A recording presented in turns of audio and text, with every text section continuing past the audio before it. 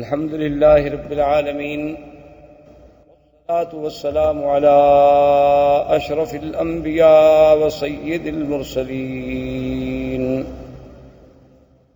سيدنا ومولانا محمد وعلى آله وأصحابه أجمعين. اللهم صل على سيدنا محمد النبي الأمي الهاشمي وعلى آله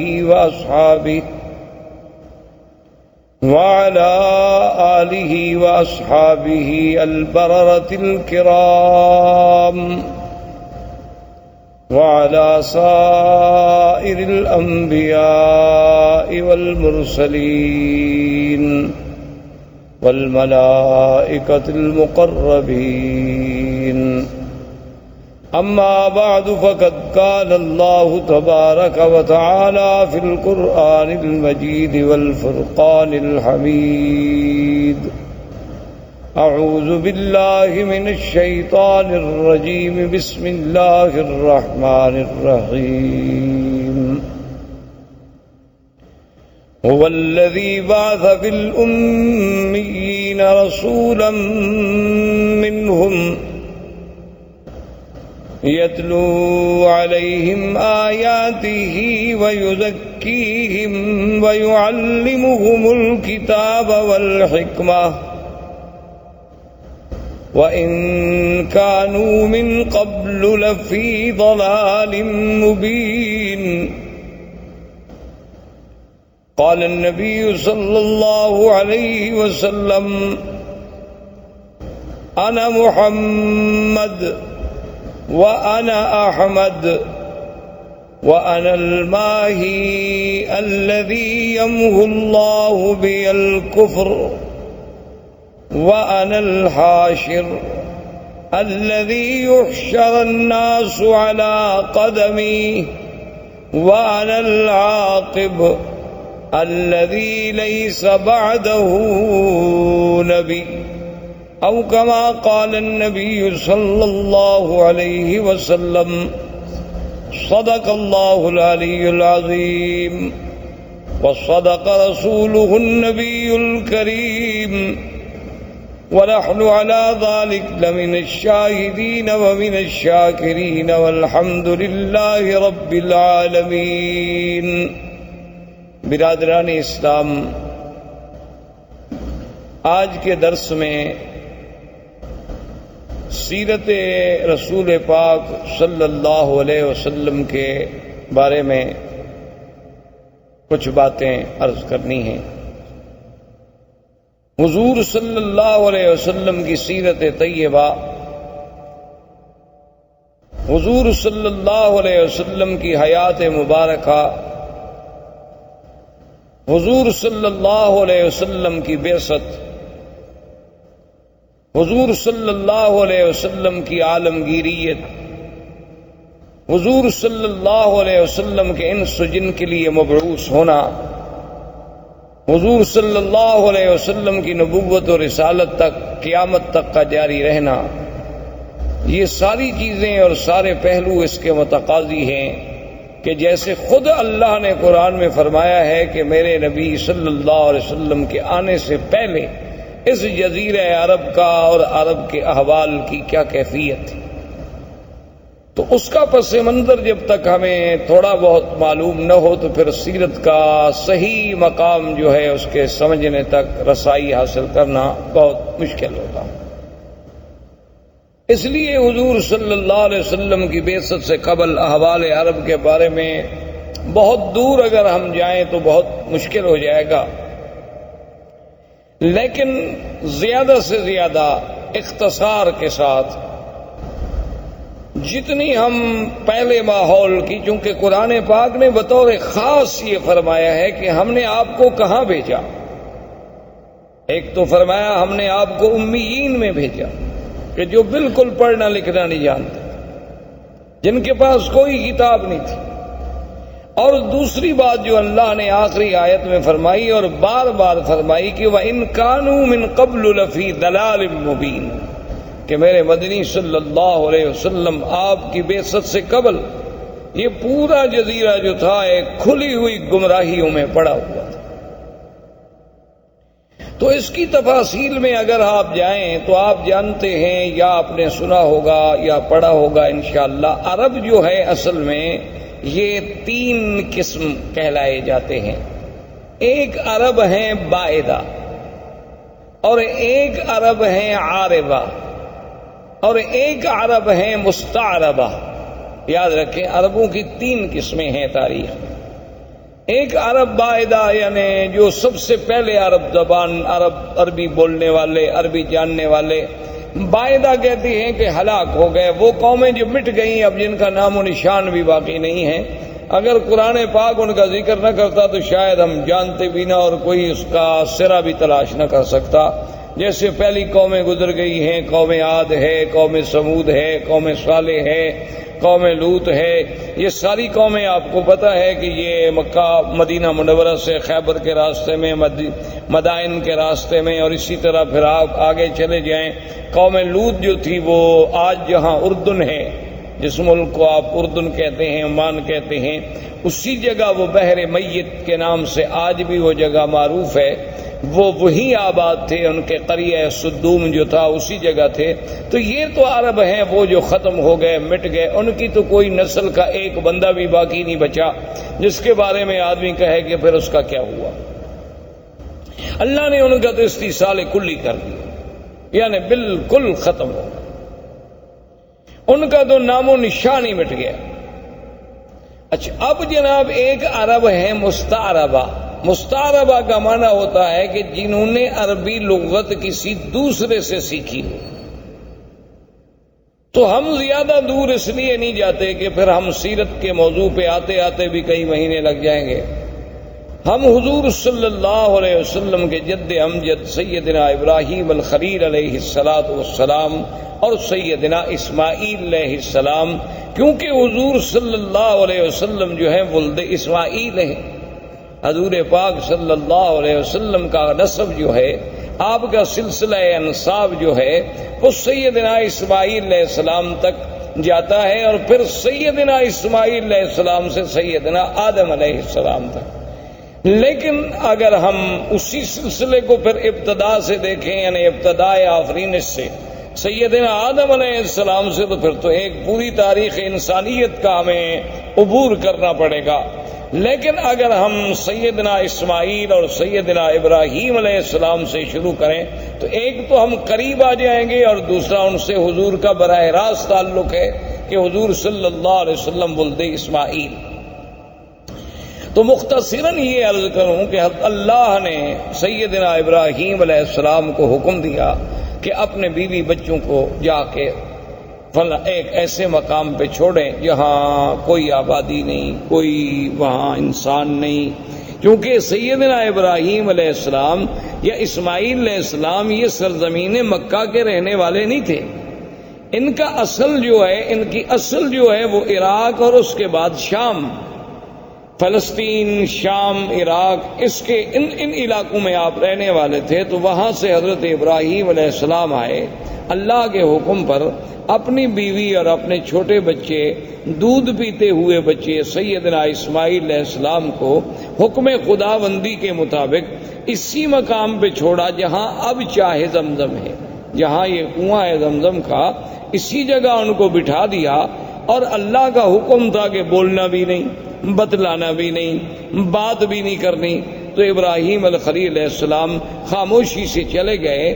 جب وہ جانے لگے تو بی بی ہاجرہ دوڑی پیچھے. انہوں نے کہا الامن تقلنا یا ابراہیم الخلیل، یہ اللہ کیا کر رہے ہو کہ یہاں کوئی انسان نہیں، یہاں کوئی پانی نہیں، یہاں کوئی آبادی نہیں. وادن غیر ذی زرع، کالے پہاڑوں میں گھری ہوئی ایک وادی ہے. تو اور یہاں جہاں کعبہ شریف ہے یہاں بالکل ایک ٹیلے کا نشان تھا.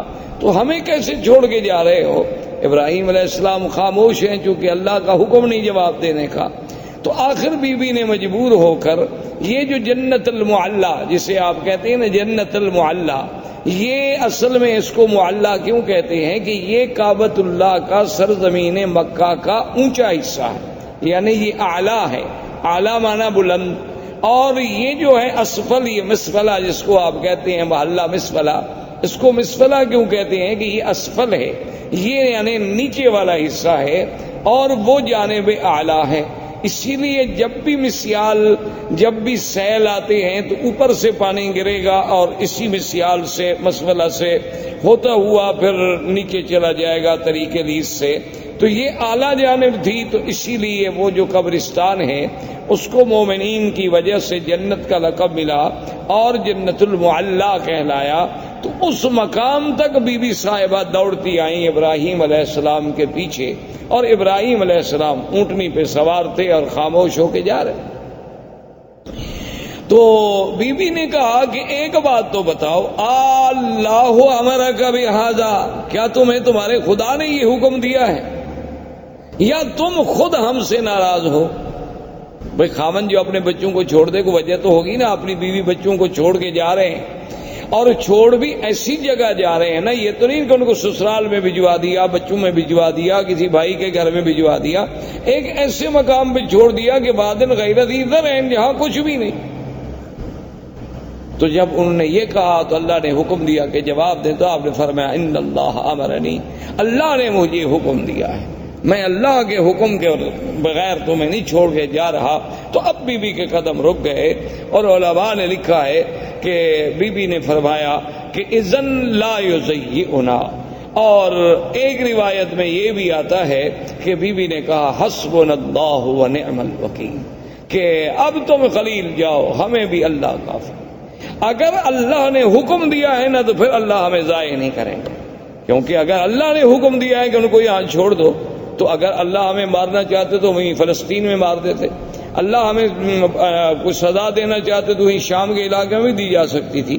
تو اس مقام پہ چھوڑنے کا جو حکم تمہیں تمہارے رب نے دیا ہے، تو اذن لا یضیعنا، اب وہ خدا ہمیں ضائع نہیں کریں گے۔ اور ایک روایت میں ہے کہ بی بی کی زبان مبارک سے جو کلمہ نکلا وہ کلمہ تھا حسبنا اللہ ونعم الوکیل۔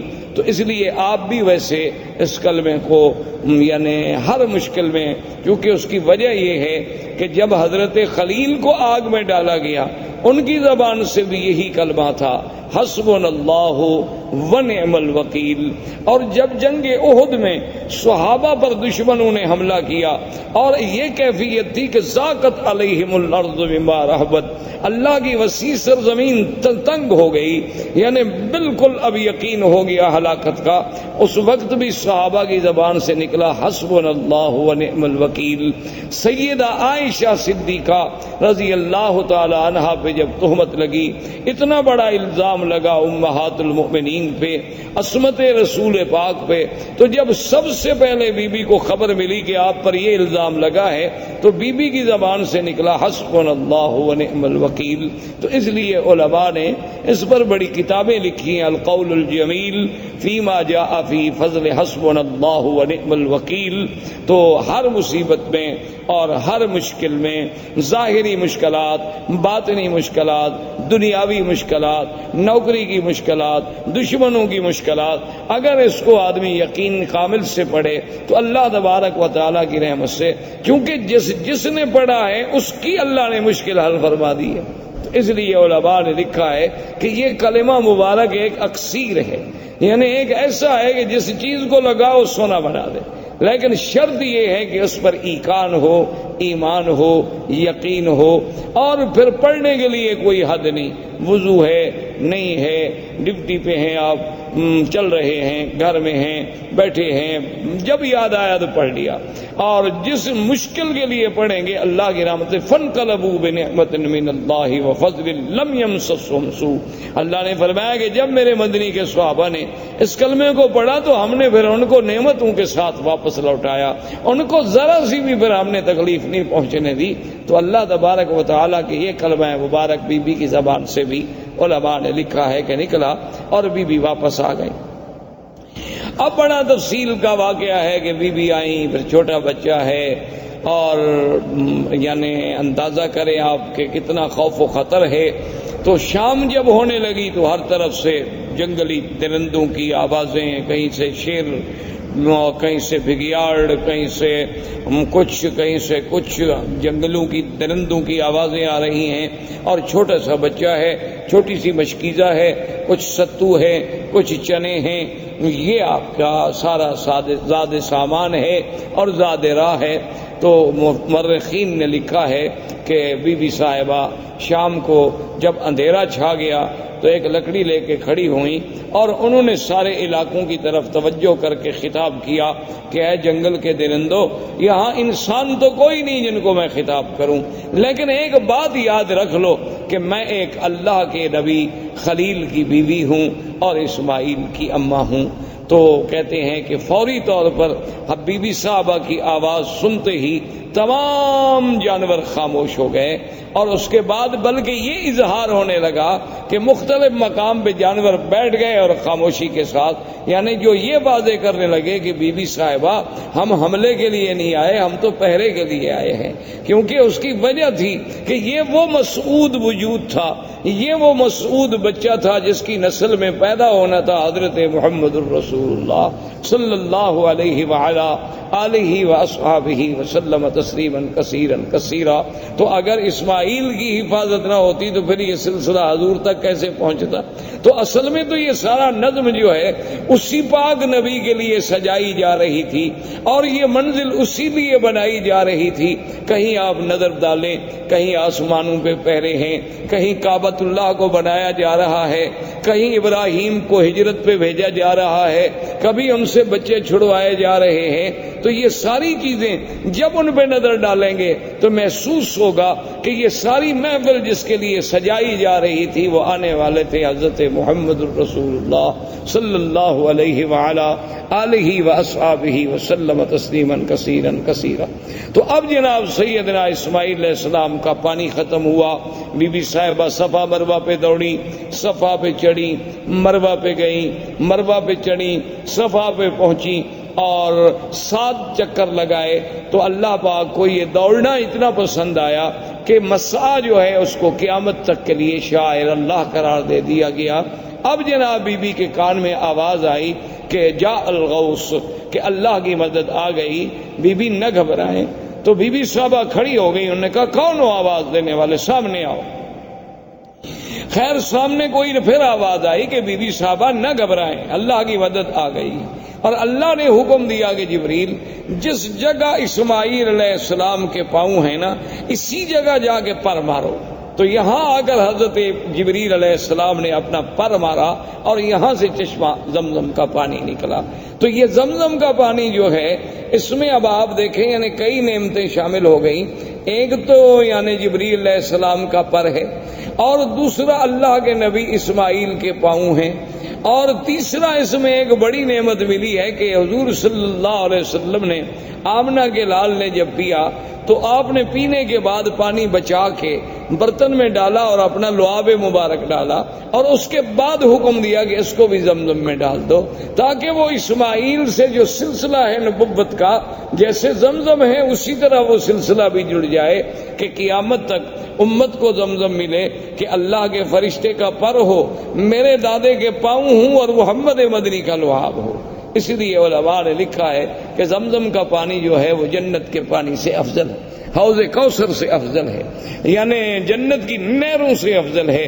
انہوں نے کہا اس کی وجہ یہ ہے کہ جنت کی نہریں تو اللہ کے حکم سے پیدا ہو گئی نا، کن ہو جا بس ہو گئی، اور اسباب کی حد تک تو وہاں کوئی چیز نہیں، حکم دیا گیا کہ جنت بن جا، بن گئی، حکم دے دیا نہریں جاری ہو جائیں، ہو گئی۔ لیکن یہاں تو اسباب بھی ہیں کہ 2 نبی اکٹھے، ایک رسول نوری ہے جبریل، وہ بھی رسول ہے، قاصد ہے اللہ کا، اور ایک پیغمبر حضرت اسماعیل، اور تیسرے پیغمبر سیدنا محمد الرسول اللہ۔ تو ان سب چیزوں کے جمع ہونے سے زمزم کو جو فضیلت ملی وہ جنت کے پانی سے بھی زیادہ بڑھ گئی۔ تو اس لیے علماء نے لکھا کہ جب معراج پہ جانے سے قبل حضور پاک کا سینہ مبارک کھولا گیا تو ہر چیز جبرائیل جنت سے لائے لیکن پانی زمزم سے لیا، جو دلیل تھی اس بات کی کہ پانی زمزم کا افضل ہے ورنہ اگر اور کوئی پانی افضل ہوتا تو وہاں سے پانی لانا جبریل کے لیے کیا مشکل تھا۔ جنت سے جب تستم من ذهب سارا سامان جنت سے لائے، آپریشن کے سامان سارا جنت سے لائے، ٹانکے لگانے کے لیے دھاگا سارا جنت سے آیا، ہر چیز جنت سے لائی گئی، لیکن پانی زمزم کا استعمال ہوا کیونکہ افضل رسول کا افضل دل جو تھا وہ افضل پانی سے دھل سکتا تھا، تو اس لیے اللہ تبارک و تعالیٰ نے اس پانی کو ایک شرف بخشا۔ اب اتفاق یہ ہوا کہ یمن کے علاقوں میں ایک تھی سد معارب، سد کہتے ہیں بند، جیسے بڑا بند ہوتا ہے نا جی، جیسے آپ ڈیم بناتے ہیں اور آگے بند لگاتے ہیں، تو انہوں نے بھی ایک بہت بڑی سد بنائی تھی، جیسے سد اسکندری، جیسے سد یاجوج ماجوج، جیسے آپ سمجھیں دیوار چین، اسی طرح ان کی ایک سد معارب کہلاتی تھی۔ وہ اتفاق کی بات ہے کہ ٹوٹ گئی۔ جب سد معارب ٹوٹ گئی تو پانی پھیل گیا، پانی تو ختم ہو گیا، وہ پانی رکتا تھا اور اس سے وہ سال ہر سال استفادہ کرتے تھے۔ تو جب پانی ختم ہو گیا تو اب یمن کے قبائل جو تھے وہ نکلے مختلف علاقوں میں آباد ہونے کے لیے کہ ہم کہاں جائیں۔ وہاں سے چلتے چلتے قبائل آئے کہ پانی ڈھونڈیں، کسی ایسی جگہ بھی جائیں گے جہاں ہمیں پانی ملے تاکہ وہاں ہم رہ سکیں، رہائش کر سکیں، کیونکہ پانی اگر نہ ہو تو آدمی زندہ نہیں رہ سکتا۔ اللہ نے قرآن پاک میں بھی یہ بات واضح فرما دی کہ وَجَعَلْنَا مِنَ الْمَاءِ كُلَّ شَيْءٍ حَيٍّ، اللہ نے فرمایا ہم نے ہر چیز جاندار کی جان جو ہے وہ پانی کے ساتھ معلق رکھی، اسی پانی سے ہم نے اس کو زندہ کیا۔ تو پانی وجہ حیات ہے، پانی مردہ زمینوں کی حیات ہے، مردہ انسانوں کی حیات ہے۔ تو ڈھونڈتے ڈھونڈتے قبیلہ جرہم، یہ یمن کا قبیلہ تھا اور یہ عرب تھے، بنو جرہم جو تھے یہ تو خالص عرب تھے کیونکہ یہ تو یمن سے تھے۔ تو یہ قبیلہ جرہم جو ہے پانی تلاش کرتے کرتے کرتے جب مکہ مکرمہ کے قریب آیا تو دیکھا کہ کچھ پرندے اڑ رہے ہیں۔ اچھا یہ قاعدہ ہے کہ جہاں پانی ہو تو وہاں پھر پرندے آتے ہیں، ان کو بھی احساس ہوتا ہے کہ کوئی ہمیں پانی والی جگہ ملے۔ تو انہوں نے جب پرندوں کو اڑتے ہوئے دیکھا تو قبیلہ جرہم نے آپس میں مشورہ کیا، انہوں نے کہا کہ بھئی یہاں تو ہم نے کبھی پرندے اڑتے نہیں دیکھے، یہ کیا ہے، تلاش کیا جائے، اپنے آدمی بھیجے۔ تو انہوں نے کہا کہ ہاں وہاں تو پانی ہے، ایک بڑا چشمہ ہے اور وہاں ایک بوڑھی عورت بھی بیٹھی ہے اور ایک بچہ بھی ہے۔ تو انہوں نے کہا کہ ٹھیک، وہ قبیلے کا قبیلہ سارا یہاں پہنچا۔ لیکن اس زمانے میں ان کے اندر کچھ اخلاق ہوتے تھے، یعنی باوجود اس کے کہ عرب میں یہ قتل قتال لڑائی یہ سب چیزیں بڑی عام تھی، لیکن پھر بھی کچھ ضوابط تھے، کچھ اصول تھے۔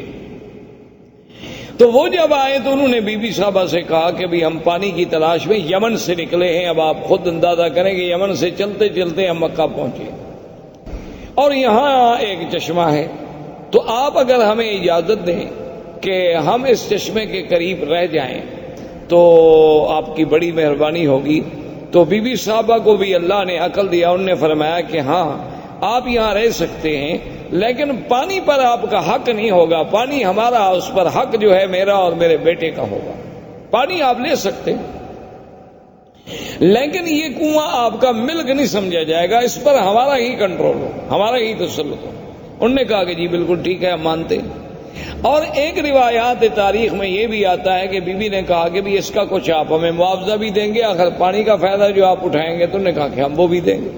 تو یہاں سے پھر قبیلہ جرہم جو تھا یہاں آباد ہو۔ جرہم قبیلے کی آبادی کے بعد حضرت اسماعیل علیہ السلام جوان ہوئے تو ان کی شادی بھی جرہم قبیلے سے ہوئی۔ جب ان سے ہوئی تو اب حضرت اسماعیل علیہ السلام نے عربی زبان جو تھی وہ جرہم سے سیکھی، اس وجہ سے آپ جو ہیں عرب مستعربہ کہلائے کہ آپ کی اپنی زبان مبارک عرب نہیں تھی بلکہ آپ نے عربی جو تھی وہ جرہم سے سیکھی۔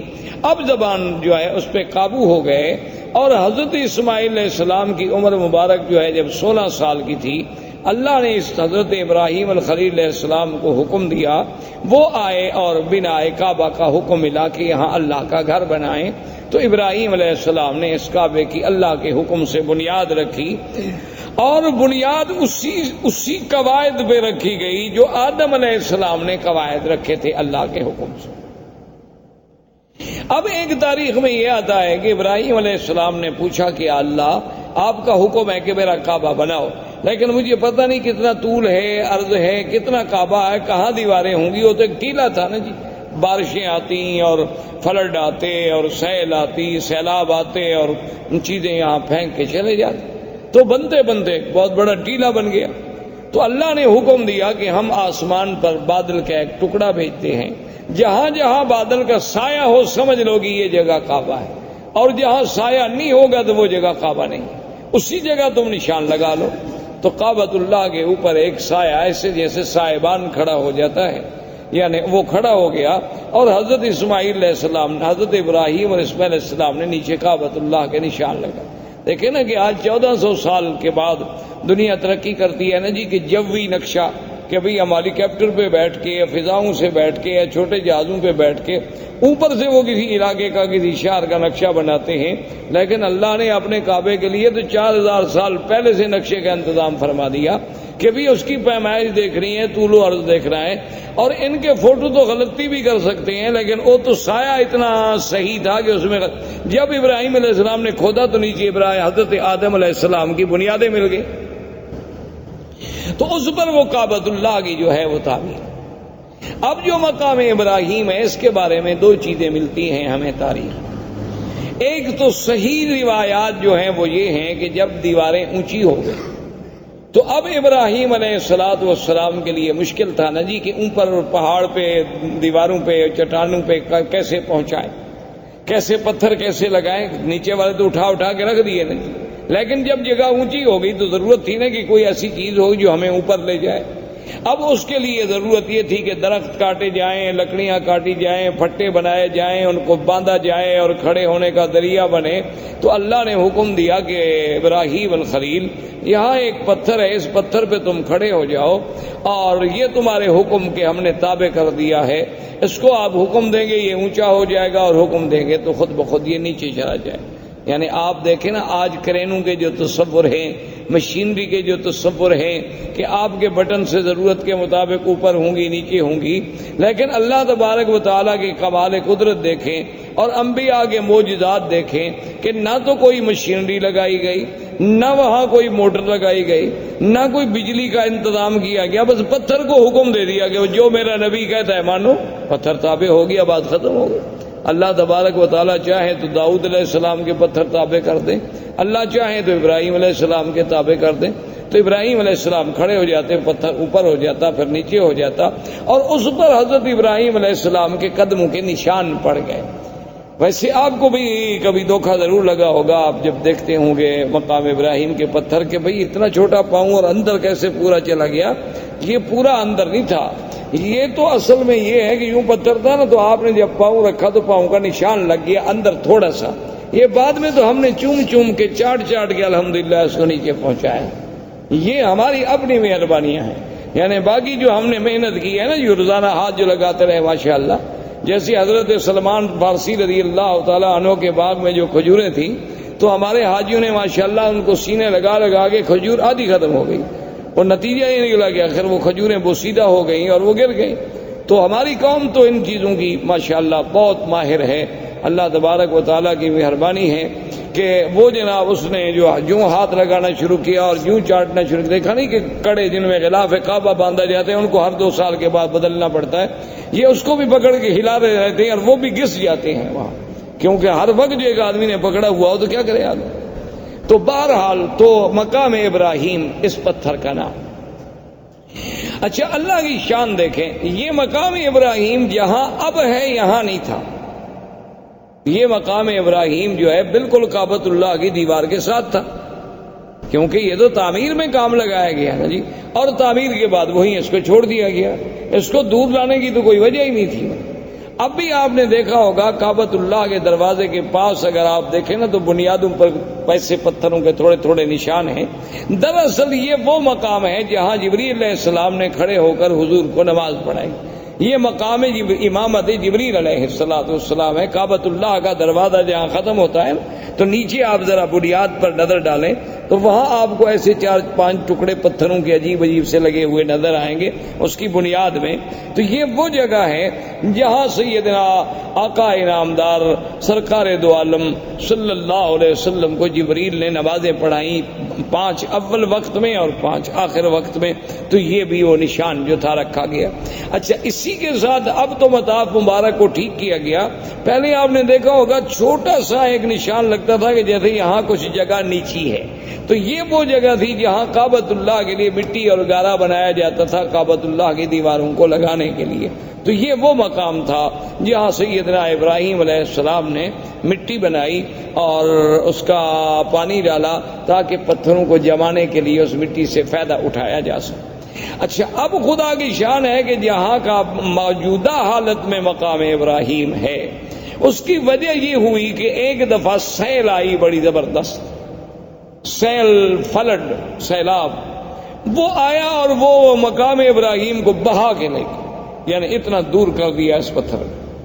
تو اب صحابہ اکٹھے ہوئے کہ بھی اس کا کیا حل کیا جائے، اس کو وہاں لے جائیں جہاں اپنے اصل مقام پہ تھا، یا اس مقام ابراہیم کے حجر ابراہیم کو ہم یہاں رہنے دیں. اب یہاں پہنچ گیا تو صحابہ نے مشورہ کیا ابھی وہاں لے جانے سے کعبۃ اللہ کے طواف کرنے والوں کو رکاوٹ بنے گی، کیونکہ وہ دیوار سے تھوڑے فاصلے پر تھا. اگر یہاں دور ہو گیا تو اچھی بات ہے، کافی درمیان میں فاصلہ ہے. اس وقت تو تصور اتنے لوگوں کا ہوتا تھا نا جی. یہ تو بعد میں الحمدللہ اللہم زد فزد کہ ہر سال اللہ کی رحمت سے عدد جو ہے بڑھتا جا رہا ہے اور انشاءاللہ قیامت تک بڑھتا چلا جائے گا. تو اس جگہ تو صحابہ کا مشورہ یہ طے ہو گیا کہ اب اس کو نہ چھیڑو، اب اس کو اسی جگہ رہنے دو، ورنہ ہر دور میں جو بھی آئے گا اس کو تبدیل کرے گا. کوئی کہے گا یہاں کر دو، کوئی کہے گا یہاں لگا دو، یہاں اللہ نے پہنچا دیا اسی جگہ رہے. لیکن آپ حیران ہوں گے حکمت دیکھیں خدا کی. آج بھی ہمیں تواریخ سابقہ تاریخ عالم کو جب آپ کھولیں تو ان میں یہ باتیں ملتی ہیں کہ بعین ہی اسی جگہ ابراہیم علیہ السلام جب کعبۃ اللہ بنا رہے تھے نا تو یہاں کھڑے ہو کر دیوار کو دیکھتے تھے کہ دیوار سیدھی ہے کہ نہیں، کیونکہ ان کے پاس کوئی آلات تو تھے نہیں اور نہ پہلے زندگی میں کبھی عمارت بنائی تھی. وہ تو اللہ کا حکم تھا نا کہ تعمیر کر دو. تو یہی جگہ تھی، وہ پتھر سے اتر کے آتے نا جیسے آپ مکان بنا رہے ہو تھوڑا دور کھڑے ہوں گے نا دیوار کے قریب، تو آپ نہیں کھڑے ہوں گے. وہ آگے دیکھتے بھی دیوار ٹھیک ہے، پتھر ٹھیک ہے، کوئی پتھر آگے کوئی پتھر پیچھے تو نہیں. تو اللہ کو بھی وہی جگہ منظور تھی کہ سیلاب بھی آیا تو اس پتھر کو اسی جگہ لے آیا، ورنہ وہ چاہتا تو یہاں سے دور لے جاتا. لیکن اللہ تبارک و تعالیٰ کی شان ہے تو وہ دونوں مقام ابراہیم بن گئے. واتخذوا من مقام ابراہیم مصلی، ایک تو اس سے مراد وہ پتھر اور ایک اس سے مراد وہ مقام جہاں ابراہیم علیہ السلام کھڑے ہو کے کعبۃ اللہ کی عمارت کو دیکھا کرتے تھے. تو اللہ تبارک و تعالی نے اس جگہ کو بھی یعنی اتنی بڑی عظمت بخشی، اتنی بڑی شان بخشی کہ وہ قیامت تک کے لیے قرآن میں آیا اور مصلی خلیل، مصلی حبیب سیدنا محمد الرسول اللہ صلی اللہ علیہ وسلم جو ہے بن گیا. اب یہ سیدنا ابراہیم علیہ السلام نے کعبہ بنایا، اللہ نے ندا کا حکم دیا کہ کعبہ بن گیا ہے، لوگوں کو حج کے لیے پکارو. تو اس ندا میں بھی اقوال ہیں. بعض علماء فرماتے ہیں اسی حجر ابراہیم پہ کھڑے ہو کے ابراہیم علیہ السلام نے ندا دی. بعض علماء فرماتے ہیں کہ جبل ابی قبیس، یہ جو پہلا جس قریب پہاڑ ہے نا جس پہ اب محلات ہیں، یہ پہاڑ ابی قبیس دی. اور اللہ کی شان ہے کعبۃ اللہ اول بیت، یہ دنیا میں سب سے پہلا گھر، اور ابی قبیس اول جبل وضع فی الارض، یہ دنیا کے پہاڑوں میں سب سے پہلا پہاڑ ہے جو زمین پہ رکھا گیا. تو ابھی قبیس پہ کھڑے ہوئے. اور ایک روایت میں ہے کہ حضرت ابراہیم علیہ السلام عرفات میں جا کے عرفات کی پہاڑی پہ کھڑے ہو کے آپ نے ندا دی. ایک روایت یہ بھی آتی ہے. تو وہاں سے اللہ نے ان کی ندا کو پوری دنیا میں کائنات میں پہنچا دیا. تو اب ابراہیم علیہ السلام تشریف لے گئے، حضرت اسماعیل علیہ السلام یہاں رہے، حضرت اسماعیل علیہ السلام کی شادیاں ہوئیں. اس طریقے سے اللہ تبارک و تعالی نے سرزمین کو آباد کیا، اور اس پورے علاقے میں ما سوائے دین توحید کے اور کوئی دین نہیں تھا. یعنی سب لوگ جو تھے وہ ملت ابراہیم، سب لوگ جو تھے وہ دین ابراہیم پہ تھے، اور کوئی شرک نہیں، کوئی بے دینی نہیں، کوئی احداث نہیں، کیونکہ ان علاقوں کو تو دین ملا ہے. اسی وجہ، یہی تو وجہ تھی نا کہ ہر آدمی یہ کہتا تھا کہ میں ملت ابراہیم پہ ہوں. یہودیوں کا بھی دعویٰ کہ ہم ملت ابراہیم، نصرانیوں کا دعویٰ کہ ہم ملت ابراہیم، مشرکین مکہ کا دعویٰ کہ ہم ملت ابراہیم پہ. آخر اللہ نے ارشاد فرمایا ما کان ابراہیم یہودیا ولا نصرانیا ولکن کان حنیفا مسلما وما کان من المشرکین. اللہ نے فرمایا کہ ابراہیم نہ تو یہودیت پہ تھے نہ نصرانیت پہ، اب وہ تو بالکل ساری دنیا سے مائل ہو کے دین اسلام دین حق پہ چلنے والے، اور نہ وہ مشرکین میں سے تھے. تو یہ سارا دین جو تھا دین توحید تھا، ملت ابراہیمی تھی. سب سے پہلے عمر ابن لوہی ایک شخص تھا، وہ مکے کا سردار تھا اور بہت بڑا سردار تھا. یعنی اس کی بات جو تھی نا جی مکے میں اور قبائل میں اور حول مکہ ایسے مانی جاتی تھی کہ اس کی بات کے ٹالنے کا کسی کو کوئی تصور بھی نہیں تھا. تو عمر ابن لوہی جو ہے یہ وہ آدمی ہے جو حاجیوں کو بڑی خدمت کرتے، ان کو زمزم پلاتے. صرف زمزم خالی نہیں بلکہ اس میں اصل ملا کے شہد ملا کے پلاتے تھے حاجیوں. تو یہ عمر ابن لوہی جو ہے یہ شام کے علاقے میں گیا تجارت کے لیے. تو وہاں اس نے ایک قوم تھی عمالقہ قوم کو دیکھا کہ ان کے پاس بت ہیں اور مختلف شکلیں ہیں، کوئی مردوں کی کوئی عورتوں کی، مختلف خوبصورت قسم کے، کوئی چاندی کے، کوئی سونے کے، کوئی لکڑی کے، کوئی مٹی کے. تو اس نے ان سے پوچھا بھی یہ کیا ہے؟ تو عمالقہ نے ان سے کہا کہ بھی یہ ہمارے خدا ہیں، آلہہ ہیں. اصل تو خدا وہی ہے بڑا، لیکن اس کو تو ہم نہ دیکھ سکتے ہیں نہ اس سے ہم بات کر سکتے ہیں. تو آدمی کا کم سے کم مرکز محبت، مرکز نظر، مرکز توجہ کوئی ایسا تو ہو جو ہمیں نظر آئے. وہ تو ہمیں نظر بھی نہیں آتا. تو اس لیے یہ چھوٹے چھوٹے خدا ہیں. جب ہم مشکل میں ہوتے ہیں تو ہم آ کر ان کو پوجتے ہیں، ان کی عبادت کرتے ہیں، اور پھر ان کی عبادت سے جن کی یہ تصویریں ہیں، تماثیل ہیں، وہ ہم سے خوش ہوتے ہیں، وہ اللہ میاں کو کہہ دیتے ہیں تو ہمارا کام ہو جاتا ہے. تو یہ اصل میں چھوٹے چھوٹے ہم نے آلہہ بنا رکھے ہیں اپنے اپنے تصورات کے مطابق. اصل میں وہ آلہہ کی ابتدا جو ہے یعنی وہاں عمالقہ میں کہاں سے آئی؟ نوح علیہ السلام کے زمانے سے. اس وقت سے بت پرستی چلی آ رہی تھی. اور وہ بت پرستی کیسے آئی تھی کہ جب کوئی اللہ والا فوت ہو گیا تو اس کے پہلے فوٹو بنائے گئے، محبت کے لیے گھر میں رکھا گیا، پھر آہستہ آہستہ اس پہ پھولوں کے ہار لٹکائے گئے، پھر پرنام کیا گیا اور آخر میں سجدے شروع ہو گئے. ابتدا وہاں سے شروع. جیسے آج کل آپ دیکھتے ہیں مسلمانوں کے بھی گھر میں بھی مرشد کا فوٹو ہے، ماشاءاللہ صبح اٹھ کے زیارت فرماتے ہیں.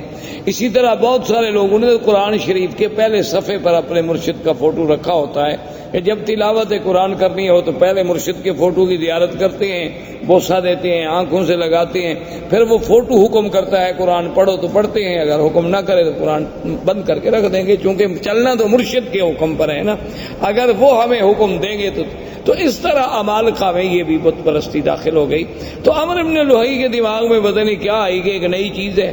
تو اس نے کہا اچھا بھی ایک دو بت مجھے بھی دو تاکہ میں ان کو مکے میں لے جاؤں اور ہم بھی ادھر کعبۃ اللہ میں رکھیں گے. تو سب سے پہلا بت جو عمر ابن لوہی لے کے آیا وہ حبل تھا، اس کا نام تھا حبل. وہ جب لے کے آیا حبل کو یہاں رکھا اور سارے مکے والوں کو بلایا کہ بھئی یہ تو ہمیں خدا مل گیا ہے. ایسے پہلے تو ہم خالی گھر میں عبادت کر رہے تھے، خدا تو نہیں تھا، تو اب سب اس کی عبادت کیا کریں. تو لوگوں نے اس کی عبادت کرنی شروع کی. اس نے باقی قبائل کو بلایا، پھر ہر قبیلے کے لیے خدا بنتا چلا گیا. کو بنو ثقیف کا، کو بنو حذیل کا، کو بنو خزاع کا، کو قریش کا، کو بنو ہاشم کا، سب خدا بناتے گئے. اور پھر اس نے لوگوں سے یہ بھی کہہ دیا، اس نے کہا کہ دیکھو یہ بت تو بناؤ، خدا تو بناؤ، لیکن یہ شرط ہے کہ مٹی ہمارے اس شہر کی ہو، یعنی پتھر یہاں سے لو، مٹی بھی یہاں سے لو، پھر اس سے بناؤ، ہر مٹی سے نہ بناؤ، چونکہ یہ تو اللہ کے گھر کی مٹی ہے نا، یہ تو مبارک مٹی ہے. یہ چیزیں جو ہے نا جی اس کے دماغ میں آئیں. اس لیے حضور پاک نے فرمایا تھا کہ اول من بدل الدین عمر ابن لوہی، سب سے پہلے اللہ کے دین میں تحریف کرنے والا، بدلنے والا اور شرک کی ابتدا کرنے والا سرزمین مکہ میں جو تھا تو عمر ابن لوہی. اور حضور نے یہ بھی ارشاد فرمایا کہ انی رأیت، فرمایا میں نے مجھے دکھایا گیا ہے کہ یجر امعاہ فی النار، کہ وہ اپنی آنتیں جو ہیں جہنم میں گھسیٹتا ہوا جہنم میں چل رہا ہے۔ تو یہ وہ پہلا شخص تھا جس سے بت پرستی کی ابتدا ہو۔ اس نے آرڈر کر دیا کہ بھئی کوئی آدمی بت بنائے، ہر قبیلہ بت بنائے، لیکن وہ بت مکے کے پتھروں سے ہو۔ اور دوسری بات یہ ہو گئی، اس نے حکم کر دیا کہ ہر قبیلہ جو بت بنائے اس اپنا ایک بت جو ہے وہ یہاں رکھے، یعنی ہم اس قبیلے کو شرف دیں گے کہ تمہارا خدا جو ہے وہ کعبے میں موجود ہے، اور اگر اس قبیلے سے لڑائی ہو جاتی تو اس کے خدا کو بھی نکال دیتے تھے کہ بھئی اب تمہارا خدا یہاں نہیں رہ سکتا، تمہارا ہمارا جھگڑا ہے۔ تو اس طرح جناب یہ ہوا، حتیٰ کہ بڑا عجیب واقعہ ہے کہ ایک شخص سفر پہ گیا تو اس کو وہ اپنا بت جو تھا وہ بھول گیا، اور مکہ مکرمہ سے پتھر اٹھانا بھی بھول گیا۔ اب راستے میں اس کا دل ہوا کہ میں اپنے خدا کی پوجا کروں، اپنے بت کی پوجا کروں، اپنے صنم کو پوجوں۔ تو اب اس نے کہا بھی میں کہاں سے بناؤں، وہ تو میں مکہ سے تو پتھر لایا نہیں۔ جیسے ہمارے روافض نے بھی آپ نے دیکھا ہے، ان کا بھی ایک مٹی کا ایک ایسے ٹھیلا گول سا بنا ہوتا ہے، وہ سجدے میں وہی استعمال کرتے ہیں۔ وہ کہتے ہیں یہ قرب و بلا کی مٹی ہے، تو وہ مقدس مقام کی مٹی ہے، اس کے بغیر ہمارا سجدہ نہیں ہوتا، کیونکہ حضرت حسین نے شہید ہوتے وقت اسی پہ سجدہ کیا تھا، تو لہذا وہی مٹی لے کے وہ ہر جگہ چلتے ہیں، اس کو بنایا ہوتا ہے، وہ سامنے رکھیں گے اور اسی پہ وہ اپنا سجدہ کریں گے، باقی کسی جگہ کے لیے ان کا سجدہ نہیں ہوتا۔ اللہ نے ہمارے لیے پوری دنیا پاک کی، انہوں نے جناب تنگ کرتے مشرکین مکہ نے کہا مکے کے پتھروں کا بت بناؤ، انہوں نے کہا کربلا کا بناؤ۔ تو بہرحال اللہ رحمت فرمائے۔ تو اب جناب یہ ہوا کہ اس بندے کو سوچ آئی کہ میں کیا کروں۔ اس نے کہا کہ میرے پاس کھجوریں البتہ تھی سفر میں، اور تو کوئی خوراک نہیں ہوتی تھی، تو میں نے کھجوروں کو اکٹھا کیا اور کھجوروں کو جیسے میرا بت تھا نا اس کی شکل کا ایک بت کھجوروں سے بنایا، کھجوروں سے اس کی گٹھلیاں نکال دی اور کھجوروں کو معجون کی شکل دے کر میں نے اس کا بت بنا دیا اور اس کی پوجا کرنی شروع کی۔ اس کی عبادت کرتا رہا، لیکن کہتے ہیں جب بعد میں بھوک لگی تو خدا کو کھا گیا، اور میں کیا کرتا۔ وہ کہتے آخر میرے پاس کوئی حل نہیں تھا، جب سفر میں مجھے بھوک نے ستایا تو میں نے کہا یار میں اب کیا کروں، تو میں نے پھر خدا کی پہلے ٹانگ کاٹی، پھر ہاتھ کاٹا، پھر گردن کاٹی، اور آہستہ آہستہ کھا گیا سارا سفر میں، راستے میں بندہ خدا کو کھا گیا۔ یعنی آپ اندازہ کریں جاہلیت کا۔ اسی لیے اکبر نے حالی نے کہا تھا نا کہ کھڑے ہیں کھڑے ہیں، پڑے ہیں پڑے ہیں، جو ماپو تو بندے خدا سے بڑے ہیں۔ تو یہ فطرت انسانی ہے کہ جب وہ بھٹکتی ہے تو پھر ایسی حرکتیں کرتی۔ جیسے کہ ایک صحابی مسلمان ہوئے، اسلام لانے کے بعد لوگوں نے کہا کہ بھئی آپ ہمیں اپنی زندگی کا کوئی واقعہ سنائیں۔ اس نے کہا کہ بھئی آپ تو کہتے ہیں کہ یہ بت جو ہے نا کوئی فائدہ نہیں پہنچاتے، لیکن میرا جو خدا تھا نا، جو میرا بت تھا جس کی میں پوجا کرتا تھا، اس نے مجھے بہت فائدہ پہنچایا۔ اب صحابہ حیران ہو گئے کہ بت کیسے فائدہ پہنچائے۔ اس نے کہا ابھی کیسے؟ اس نے کہا اصل میں ایک دفعہ سفر پہ گیا، صحرا کا سفر تھا، تو میں اپنے بت کو چھوڑ کے کسی کام گیا، واپس آیا تو دیکھا کہ وَالثَّعْلَبُ يَبُولُ عَلَىٰ رَأْسِهِ، کہ ایک صحرا کی لومڑی کھڑی ہے اور میرے اس بت پہ پیشاب کر رہی ہے۔ تو میں نے کہا ھذا رب، یہ خدا ہو سکتا ہے جس پہ ثعلب آ کر پیشاب کر دے؟ تو میں نے اس وقت اس کو پھینک دیا اور دل میں اسلام داخل ہو گیا کہ واقعی اللہ تبارک و تعالیٰ کے دین کے علاوہ یہ محض ہمارے تخیلات ہیں اور فسادات ہیں۔ تو بہرحال میرے کہنے کا مقصد یہ تھا کہ یہاں سے عرب سے بت پرستی شروع ہوئی اور آہستہ آہستہ یہاں شرک کی جڑیں پھیلتی چلی گئی۔ اب اسی طریقے سے پھر اب یہود جو تھے، یہود اور نصارہ، یہ یہود بھی کوئی مدینہ منورہ میں رہنے والے نہیں تھے، یہ بھی ان کا اصل جو تھا شام تھا۔ یہ وہاں سے آئے اور آ کر مدینہ منورہ میں آباد ہوئے۔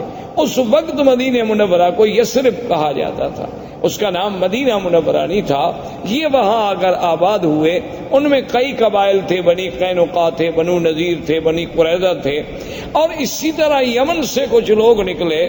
جب ربیعۃ بن النصر یمن کا آدمی تھا، اس نے خواب دیکھا کہ اپنے خواب میں کہ بعض احباش کہتے ہیں بہت گھٹیا قوم کے لوگ، وہ یمن پہ بادشاہ بن جائیں گے، تو وہ ڈر کے مارے اپنے خاندان کو لے کر وہ بھی وہاں سے نکلا اور حیرہ میں جا کے اس نے، عراق کے اندر ایک جگہ ہے حیرہ، وہاں جا کر اس نے ڈیرا ڈالا، اور اس کے بعد پھر اس کا لڑکا پیدا ہوا جس کا نام جو ہے سنان ابن اسعد تھا، سنان اسعد، جس کا لقب تبا تھا، یہ اس کا بیٹا تھا، اور یہ پھر بہت بڑا بادشاہ بنا۔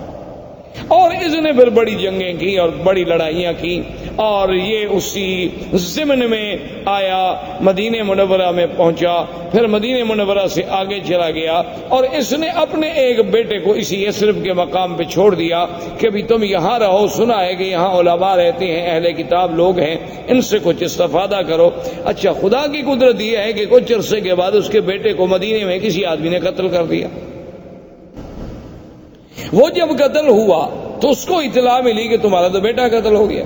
اس نے جناب چڑھائی کی، اس نے آگے چڑھائی کی اور جنگ لڑی، اور خدا کی شان دیکھیں، دنیا کی تاریخ میں یہ نرالی جنگ تھی کہ مدینے والے لوگ اس سے بادشاہ طبا کی فوجوں سے، یمن کی فوجوں سے سارا دن لڑائی لڑتے، جب شام ہوتی تو ان کے لیے کھانا بھجواتے، جب شام ہو جاتی وہ کہتے جی لڑائی اپنی جگہ ہے، مہمان ہیں یمن سے چل کے آئے ہیں مدینہ، کھانا تو دینا ہے۔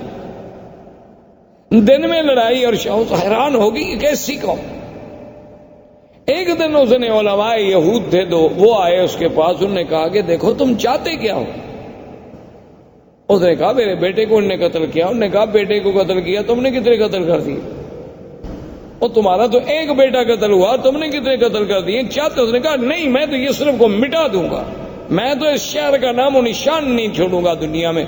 اس نے کہا بات سنو، یہ وہ جگہ نہیں جسے تم مٹا سکو، ہذہ مہجر محمد الرسول اللہ صلی اللہ علیہ وسلم، یہ ایک نبی پیدا ہوں گے عربی محمد پاک جن کی ہجرت کا مقام ہے، اس کو تم نہیں مٹا سکتے، اس کے مٹانے کا خیال چھوڑ دو، تم خود مٹ جاؤ۔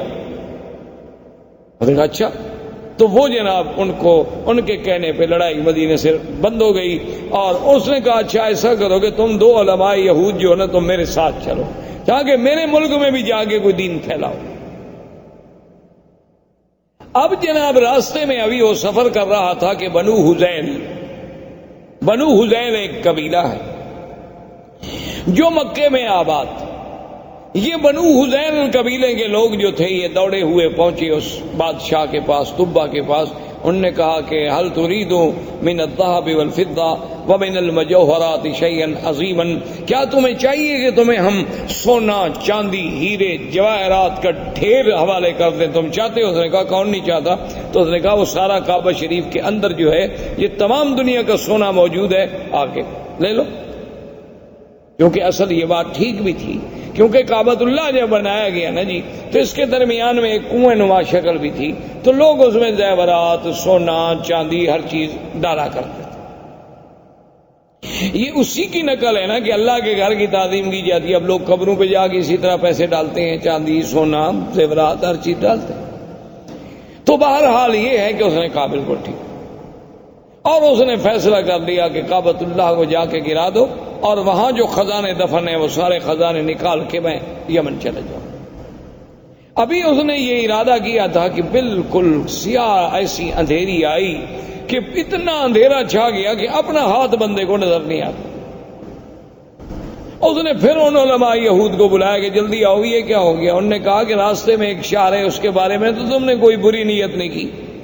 انہوں نے کہا ہاں بالکل، یہ بنو حذیل کے لوگ آئے ہیں، وہ کہتے ہیں کہ وہاں کعبے میں بہت بڑا خزانہ دفن ہے، میں جا کے کعبے کو گراؤں گا۔ اس نے کہا تم کعبے کو نہیں گرا سکتے، وہ اللہ کا گھر ہے، وہ بنائے ابراہیم ہے، تم فوراً توبہ کرو اور چل کے کعبے کا طواف کرو۔ اس نے کہا طواف تو خیر میں نہیں جانتا، چلو پھر میں ویسے تعظیم کرتا ہوں، احتراماً میں چلا جاؤں گا، لیکن میں گراؤں گا نہیں، اب میں نے توبہ کر لی۔ اس نے توبہ کر لی کعبۃ اللہ کے نہ گرانے کی۔ رات کو خواب میں دیکھا کہ میں کعبۃ اللہ پہ غلاف چڑھا رہا ہوں۔ تو اس نے علماء یہود سے کہا، انہوں نے کہا چلو تعظیم کا یہ بھی ایک طریقہ ہے کہ اس کعبۃ اللہ پہ تم غلاف چڑھاؤ۔ تو سب سے پہلا غلاف چڑھانے والا وہ طبا تھا، حسنان ابن سعد۔ اس نے غلاف چڑھایا، پھر یہ غلاف چڑھتے رہے۔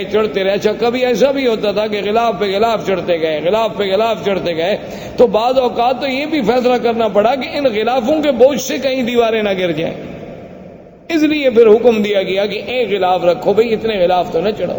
تو یہ ان دونوں یہودیوں کو لے کر اپنے ملک میں گیا، جس کی وجہ سے یمن میں بھی یہودیت پھیل گئی، یمن میں بھی یہودیت غالب آ گئی۔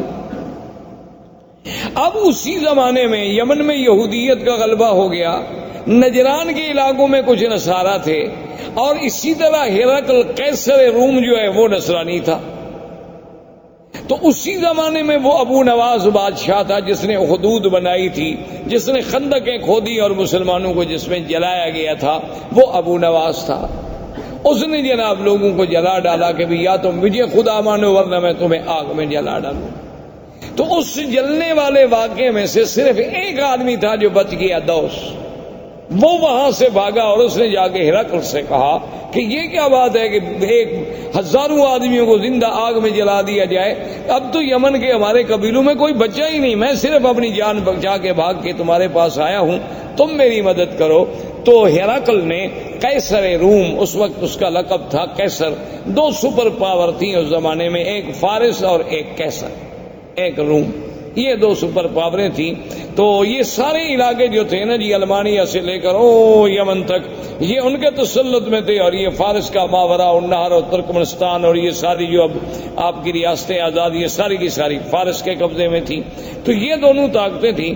تو قیصر روم نے حکم دیا حبشہ کے بادشاہ نجاشی کو کہ 70,000 کی فوج لے کر فوراً تم اس پہ حملہ کرو جس نے اتنے لوگوں کو آگ میں ڈالا اور جلا ڈالا ہے۔ تو نجاشی آیا۔ نجاشی کے بعد اس کے گورنروں میں دو آدمی تھے، ایک کا نام فریاد تھا اور ایک کا نام ابرہہ۔ اس طرح یہ دین نصرانیت اور دین یہودیت جو ہے ان علاقوں میں پھیلتا چلا گیا۔ یہاں عمر ابن لوہی کی وجہ سے بت پرستی شروع ہو گئی، مشرکین مکہ آ گئے، اور ماہوالی جو تھے اس میں یہودیت اور نصرانیت کی بیج ڈال دیے گئے۔ اسلام جو تھا اصل اور ملت ابراہیم کا جو اصل تصور تھا وہ ختم ہو گیا۔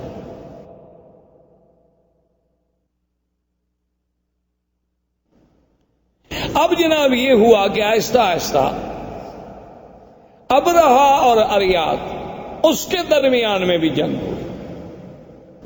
تو انہوں نے پھر ایک فیصلہ کیا، انہوں نے کہا دیکھو بات یہ ہے کہ تمہاری فوج اور ہماری فوج تو ایک ہے نا، ہم تو ایک نسل کے لوگ ہیں، بھی تم بھی اسی بادشاہ کے گورنر تھے، میں بھی اسی بادشاہ کا گورنر، فوج ایک، جنگ اور قبیلہ ایک، انسان وہی، سب احباش ہیں ہمارے۔ اگر تمہاری فوج ماری گئی تو احباش مارے گئے، میری ماری گئی تو احباش مارے گئے، ہم فوجوں کو کیوں ماریں؟ ہم ایسا کیوں نہ کریں کہ ہم دونوں آپس میں لڑیں، جو مر گیا، جو بچ گیا وہ حاکم بن جائے۔ تو ابرہہ اور فریاد نے آپس میں جنگ لڑی۔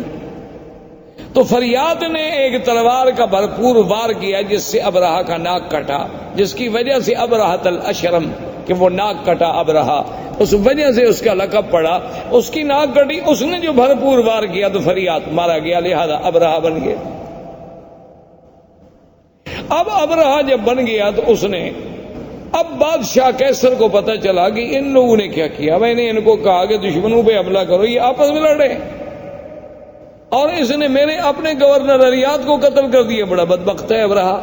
اس نے قسم کھا لی، اس نے کہا کہ واللہ مجھے خدا کی قسم ہے میں اتنا بڑا لشکر لے کے جاؤں گا کہ اسی یمن کی مٹی میں اس کو مٹی کر دوں گا اور اس کے بالوں میں مٹی ڈالوں گا اور اس کو میں یمن کے اندر ہی جا کے سزا دوں گا۔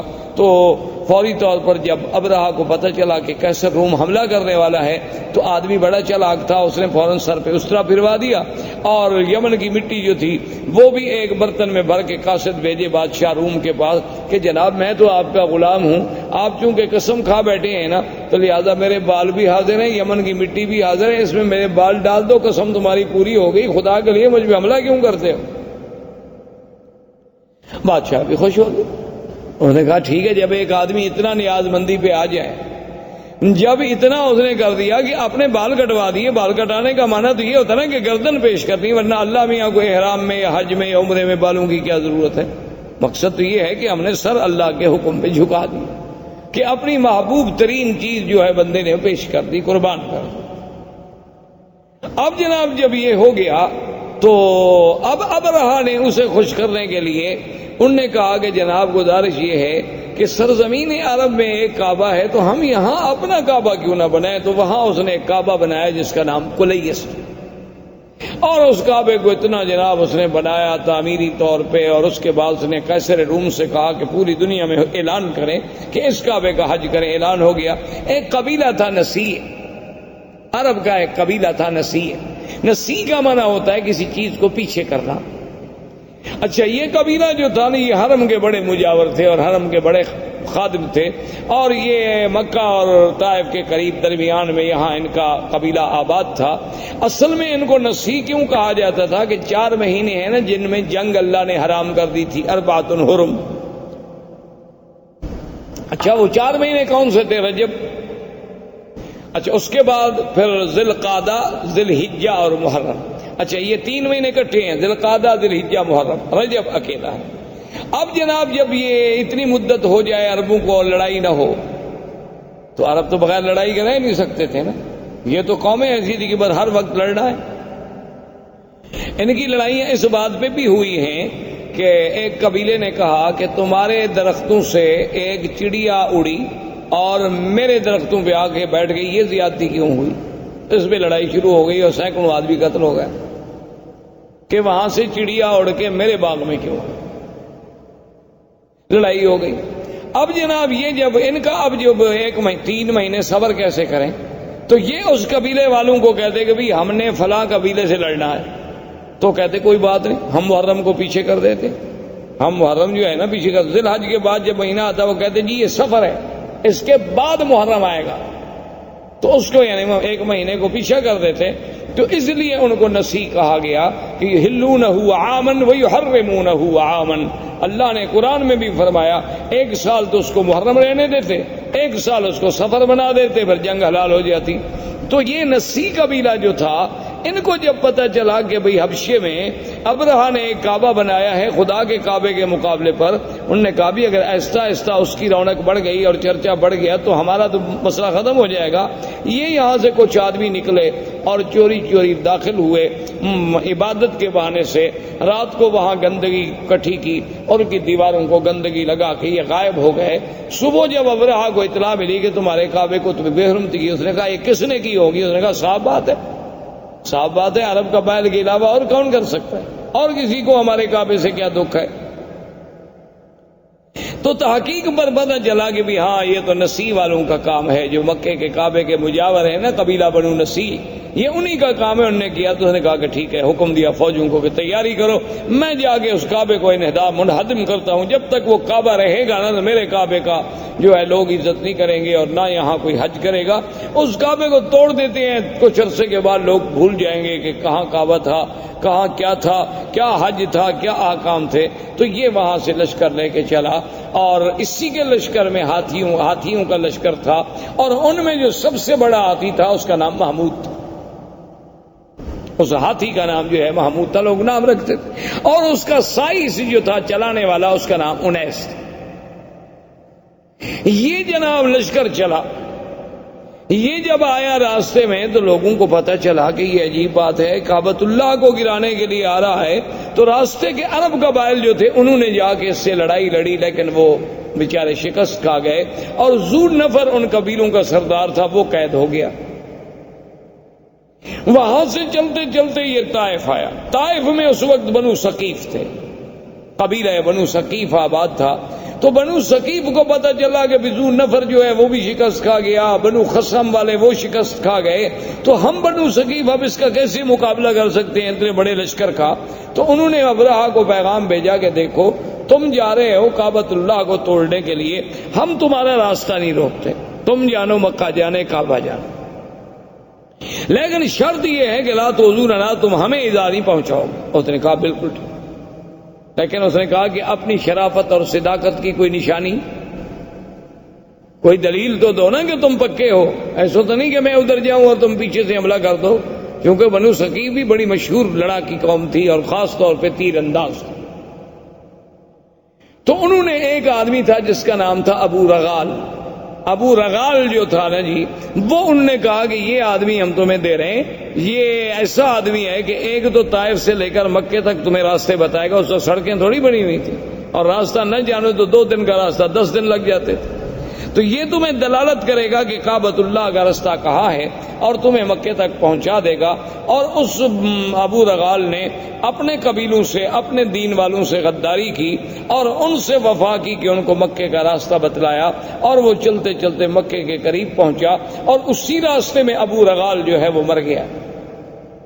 اور دنیا میں تاریخ میں یہ بات موجود ہے آج بھی کہ اس کی قبر جو تھی نا جی، آج تک دنیا میں ابی رغال کی قبر مشہور تھی کہ بعد میں عرب والے جاتے تھے اس کی قبر پہ جا کے پتھر مارتے تھے، جیسے جمرۃ العقبہ کو مارتے ہیں نا، کہ یہ وہ بدبخت ہے کہ جس نے اپنے دین کو بھی چھوڑا، اپنے قبیلوں کو بھی چھوڑا اور ابرہہ کو لے آیا کعبہ گرانے کے لیے۔ تو ابو رغال وہاں مر گیا۔ ابرہہ کا لشکر جب کعبۃ اللہ کے قریب پہنچے، اس نے ڈیرا ڈال دیا اور حکم دے دیا کہ جو لوگ ملے، مال ملے، مویشی ملے، سب پکڑ لو، چونکہ روپ ڈالنا تھا مکے والوں پر۔ تو ان مال مویشیوں میں 200 اونٹ جو ہے وہ عبد المطلب کے بھی پکڑے گئے۔ عبد المطلب جو ہیں یہ حضور صلی اللہ علیہ وسلم کے دادا ہیں، اور عبد المطلب جو تھے کان جسیمن وسیمن، یعنی بڑے خوبصورت، بڑے جمال والے، کیوں نہ ہوں آخر دادا ہے محمد الرسول اللہ صلی اللہ علیہ وسلم۔ انہیں پتہ چلا کہ جناب آپ کے 200 اونٹ پکڑ لیے ابرہہ نے، تو وہاں پہنچے اور انہیں پتہ چلا کہ ذو نفر جو ہے ہمارے قبیلہ عرب کا قید میں ہے، تو ذو نفر کو ملے کہ بھئی تمہارا کوئی تعلق ہے؟ اس نے کہا میرا تعلق ہوتا تو میں قید ہوتا، البتہ میں یہ کر سکتا ہوں کہ جو ہاتھی چلانے والا 19 ہے سائس، اس زمانے میں ہاتھی کا جو سائس ہوتا تھا نا اس کو بڑا تقرب ہوتا تھا، جو وہ بادشاہ کے قریب بیٹھتا تھا، بادشاہ کا ہودج جو ہے سب سے بڑے ہاتھی پہ ہوتا تھا، تو میں 19 کو کہہ دیتا ہوں، کیونکہ راستے میں چاہے میں قید میں رہا لیکن ہماری کچھ دوستی ہو گئی آپس میں۔ تو اس نے 19 کو سفارش کی۔ 19 نے ابرہہ سے کہا کہ عبد المطلب سردار جو ہے مکے کا ملنے آیا ہے، تو اس نے کہا ٹھیک ہے۔ جب عبد المطلب داخل ہوئے تو کہتے ہیں ابرہہ پہ اتنا روب پڑا، اتنا ان کا دبدبا اور جلال تھا کہ اس نے کہا کہ تخت پہ برابر بٹھاؤں تو پھر تو بات شاید نہ بنے، خود تخت سے نیچے اتر آیا اور استقبال کیا اور خود بھی نیچے بیٹھ گیا اور عبد المطلب کو بھی اپنے برابر بٹھایا۔ اتنا روب آ گیا اس کے دل پر کہ یہ کون ایسا خوبصورت جمال والا آدمی۔ اور پھر عبد المطلب جیسا فصیح آدمی، بولنے والا آدمی، اس نے کہا جی آپ حکم دیں، آپ کیسے آئے؟ اس نے کہا جی کوئی مسئلہ نہیں ایسا، مسئلہ صرف اتنا ہے کہ میرے 200 اونٹ جو ہیں وہ آپ کے لوگوں نے، آپ کی فوجیوں نے پکڑے ہیں، وہ آپ مجھے چھوڑ۔ تو ابرہہ ہنسنے لگا۔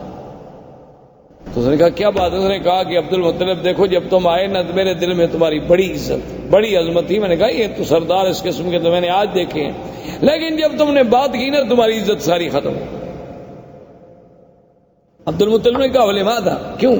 اس نے کہا عجیب بات ہے، میں کعبۃ اللہ کو گرانے کے لیے فوج دے کے بیٹھا ہوں، تم مکے کے سردار ہو، تم مجھ سے معافی مانگے، مکے پہ چڑھائی نہ کرو، کعبۃ اللہ کو نہ گراؤ، ہمیں معاف کر دو، واپس جاؤ، تم اونٹ چھڑانے کے لیے آئے، تمہیں اونٹوں کا فکر ہے۔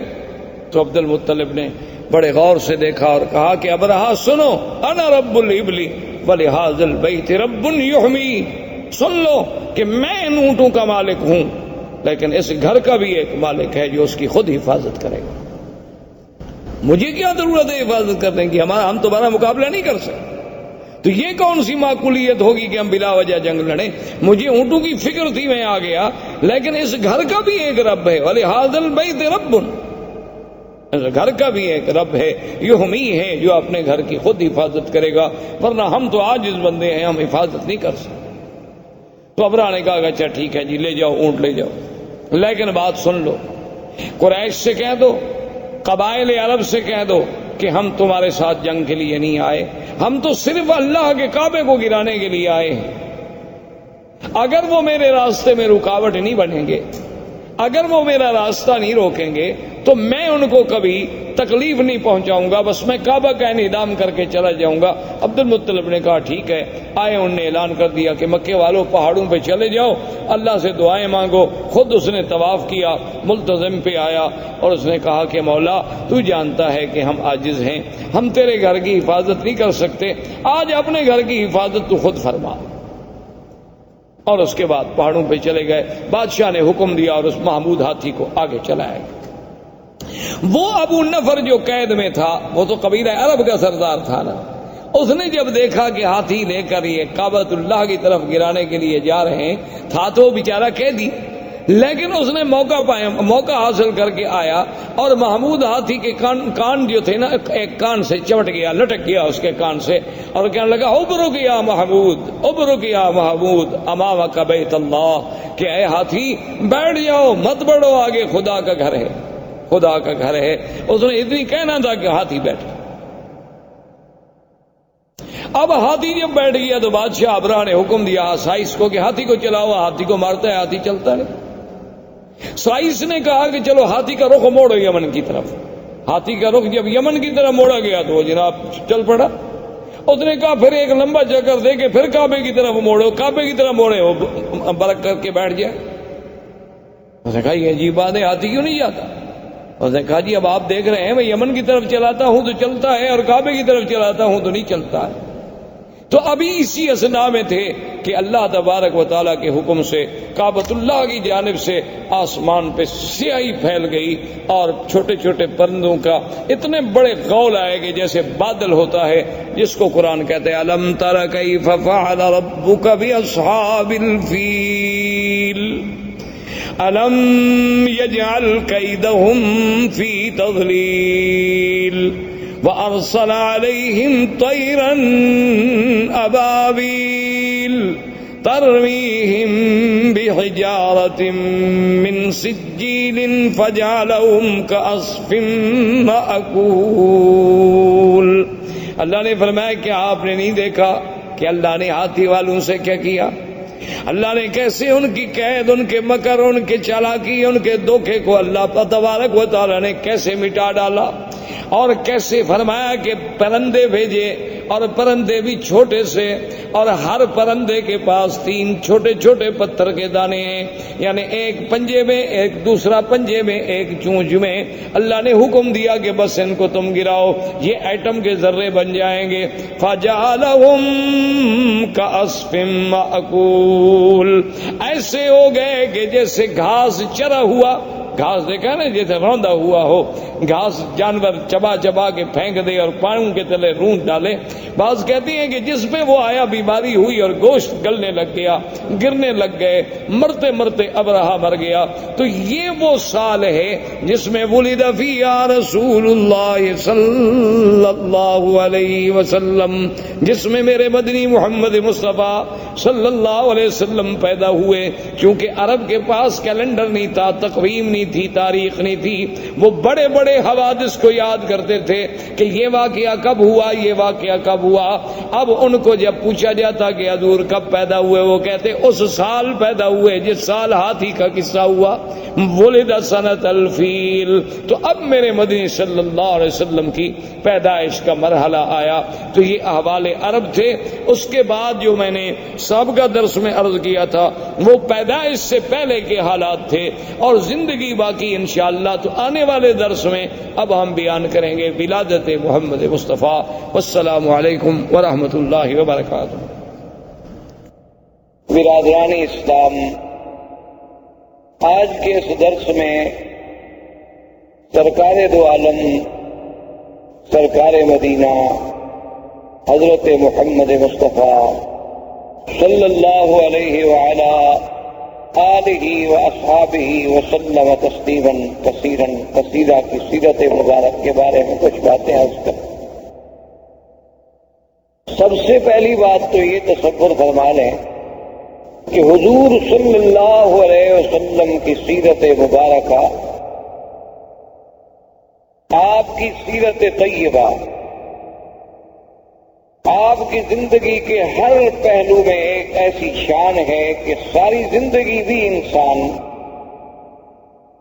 اگر اس کو بیان کرنے کے لیے اپنی پوری سعی و جد و جہد کرے تو وہ زبانیں گنگ ہو جائیں گی، قلم ٹوٹ جائیں گے، لیکن حضور صلی اللہ علیہ وسلم کی سیرت کے پہلو بیان نہیں ہو سکتے. ہم مسلمانوں کا الحمدللہ یہ عقیدہ ہے کہ اللہ تبارک و تعالی نے جتنے پیغمبر مبعوث فرمائے، جتنے نبی بھیجے، جتنے رسول آئے، جن کی صحیح تعداد کا علم تو اللہ کو ہے. عام روایات سے جو بات معلوم ہوتی ہے وہ یہ ہے کہ 1,24,000 نبی بھیجے گئے، جن میں 313 رسول آئے، اور ان 313 رسولوں میں سے پھر 5 اولو العزم من الرسل آئے، اور ان 5 میں سے بھی پھر سب کے سردار جو ہیں وہ خاتم الرسل سیدنا محمد مصطفیٰ صلی اللہ علیہ وسلم کی ذات مبارک. اس لیے حضور صلی اللہ علیہ وسلم کی زندگی کا ہر پہلو، یعنی آپ کی ولادت سے قبل، آپ کی ولادت مبارکہ کے احوال، آپ کی ولادت سے پہلے کے علامات، آپ کی ولادت سے قبل کے مبشرات، آپ کی ولادت باسعادت کے وقت کے حالات، آپ کا رضا، آپ کا بچپن، پھر آپ کی جوانی، پھر آپ کے ازواج مطہرات سے نکاح، پھر حضور صلی اللہ علیہ وسلم کی بعثت، نزول قرآن، پھر سرکار دو عالم صلی اللہ علیہ وسلم کی مکی زندگی، پھر حضور صلی اللہ علیہ وسلم کی ہجرت، حضور صلی اللہ علیہ وسلم کا معراج، حضور صلی اللہ علیہ وسلم کا اسراء، حضور صلی اللہ علیہ وسلم کے غزوات، اسی طرح حضور صلی اللہ علیہ وسلم کا جمال،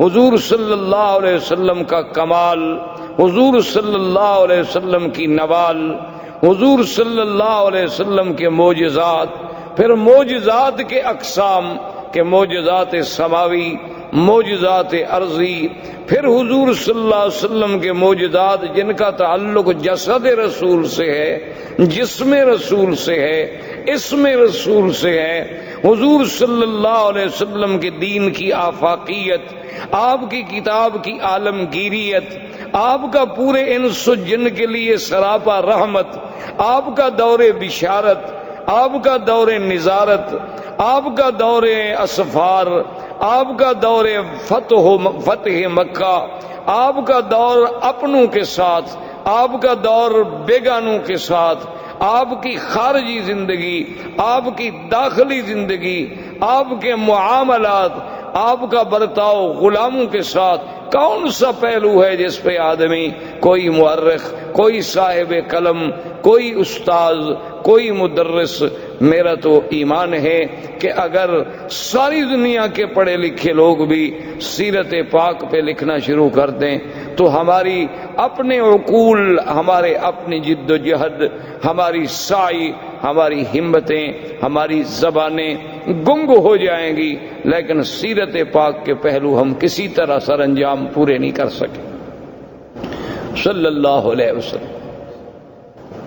اب اس بات پہ آپ غور کریں، تاریخ عالم پہ نظر ڈالیں، کتب سیر پہ نظر ڈالیں، جس انداز میں میرے آقا سرکار دو عالم حبیب کبریا حضرت محمد مصطفیٰ صلی اللہ علیہ وسلم کا ورود مسعود ہے، اور کسی اللہ کے نبی پیغمبر کے بارے میں یہ بات نہیں ملتی۔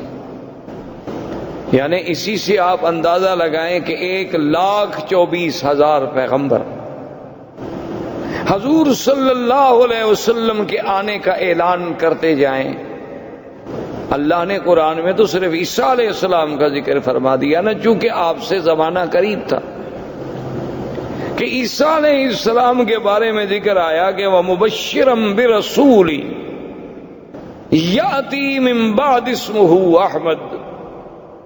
لیکن اصل بات یہ ہے کہ ہر کتاب، تورات میں، انجیل میں، زبور میں، ہر کتاب میں نعت محمد مصطفیٰ صلی اللہ علیہ وسلم۔ تو یہ اتنا بڑا اہتمام، حالانکہ اللہ تو جانتے تھے نا کہ حضور صلی اللہ علیہ وسلم کس زمانے میں پیدا ہوں گے، اللہ کو تو علم تھا، اور یہ بات بھی موجود تھی کہ حضور صلی اللہ علیہ وسلم خاتم الانبیاء والمرسلین ہے، اس کا مطلب یہ ہے کہ سب سے آخر میں آئیں گے۔ یہ بات ایک فیصلہ شدہ بات ہے، اور اللہ کا تو علم کامل ہے، اللہ تو عالم ما کان و ما یکون ہے۔ لیکن یہ قاعدہ ہے کہ جتنی شان ہوگی، جتنی عظمت ہوگی، اتنا ہی اس کا اہتمام ہوگا کہ ہر پیغمبر آئیں اور حضور کے آنے کے بارے میں خوشخبری دیں اور امت کو بتلائیں۔ اسی طرح دوسری بات پہ آپ نظر ڈالیں، یہ تو بات موجود ہے کہ جب بھی کوئی آدمی ایمان لائے گا تو سارے انبیاء پر ایمان لائے گا، کہ تمام اللہ کے نبی برحق، تمام اللہ کے رسول برحق۔ لیکن یہ ہمیں کسی جگہ نہیں ملتا کہ اللہ تبارک و تعالیٰ نے باقاعدہ پورے انبیاء جتنے اللہ نے پیدا فرمانے تھے سب سے یہ وعدہ لیا ہو، یہ عہد لیا ہو، یہ میثاق لیا ہو کہ اگر میرے مدنی پاک کا زمانہ آئے گا تو تم ایمان لاؤ گے، تم حضور کی نصرت کرو گے۔ یہ کسی اور پیغمبر کے بارے میں ہمیں پورے قرآن و سنت میں بات نہیں ملتی۔ یہ شان ملی تو صرف سیدنا محمد الرسول اللہ کہ ابھی حضور آئے نہیں، ابھی حضور پیدا نہیں ہوئے۔ یعنی جیسے اللہ نے عالم ارواح میں اپنی ربوبیت کے لیے لوگوں سے اقرار کرایا کہ الست بربکم قالوا بلا، کیا میں تمہارا رب نہیں ہوں؟ سب نے کہا کہ نہیں، آپ ہمارے رب ہیں۔ تو جب اقرار الست ہے، اسی طرح اللہ نے فرمایا اذ اخذ اللہ میثاق النبیین لما آتیتکم من کتاب وحکمت ثم جاءکم رسول مصدق لما معکم لتؤمنن به ولتنصرنہ۔ یعنی یہ شان اور کسی پیغمبر کے بارے میں نہیں ملتی کہ اللہ تمام انبیاء سے عہد لے، تمام انبیاء سے میثاق لیا جائے کہ میرا ایک نبی آئے، میرا ایک شان والا پیغمبر آئے۔ اور اسی طرح آپ پورے تاریخ عالم پہ، تاریخ انسانیت پہ، تاریخ اسلام پہ نظر دوڑائیں، ایسا واقعہ بھی آپ کو تاریخ میں کبھی نہیں ملتا کہ اللہ کا نبی پیدا نہ ہوا ہو اور اس پہ ایمان لانے والے پہلے موجود ہوں، ایسا واقعہ کبھی نہیں ملتا۔ یعنی یہ بات تو ملتی ہے کہ بھی انبیاء آئے، تشریف لائے، کچھ لوگ ایمان لے آئے، کچھ لوگوں نے ایمان قبول نہ کیا، کچھ لوگوں نے تصدیق کی، کچھ لوگوں نے تکذیب کی، لیکن ابھی حضور صلی اللہ علیہ وسلم کی بعثت نہیں ہوئی، پیدائش نہیں ہوئی، نبوت ملنا تو بعد کی بات ہے۔ یعنی ابھی حضور صلی اللہ علیہ وسلم اس دنیا میں تشریف نہیں لائے۔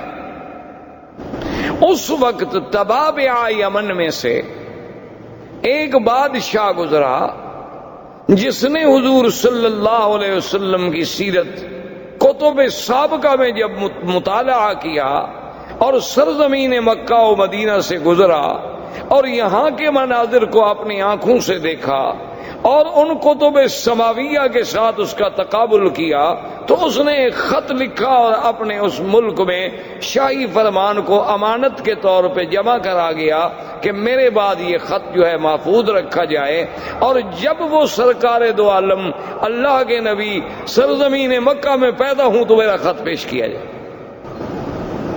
یعنی ابھی حضور صلی اللہ علیہ وسلم پیدائش بھی نہیں ہو، اور اس نے اس میں خط لکھا کہ میں طبع یمن ہوں، اور میں اس بات کے لیے یہ خط لکھ رہا ہوں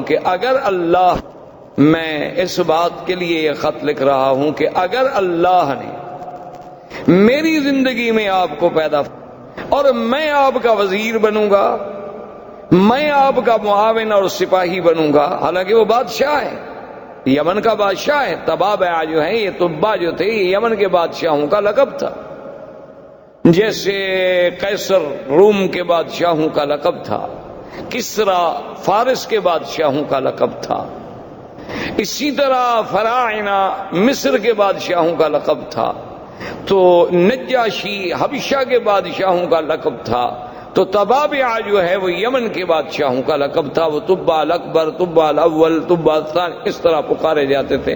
تو اس نے لکھا کہ اگر حضور سرکار دو عالم صلی اللہ علیہ وسلم آپ کو اللہ نے میرے زمانے میں میری زندگی میں پیدا فرما دیا تو میں آپ کا سپاہی ہوں گا، آپ کا وزیر بنوں گا، آپ پہ ایمان لاؤں، اور اگر میں پہلے مر گیا اور آپ میرے بعد دنیا میں تشریف لے آئے تو پھر میرے گواہ رہیں کہ میں آپ پر ایمان لا چکا ہوں۔ یعنی اندازہ فرمائیں کہ پوری تاریخ انبیاء میں یہ بات نہیں ملتی کہ ایک نبی پیدا نہ ہو لیکن ایمان لانے والے پہلے اقرار کریں اور پھر اس طرح اہتمام کریں کہ شاہی فرمان لکھ کے اس کو باقاعدہ جمع کرایا جائے۔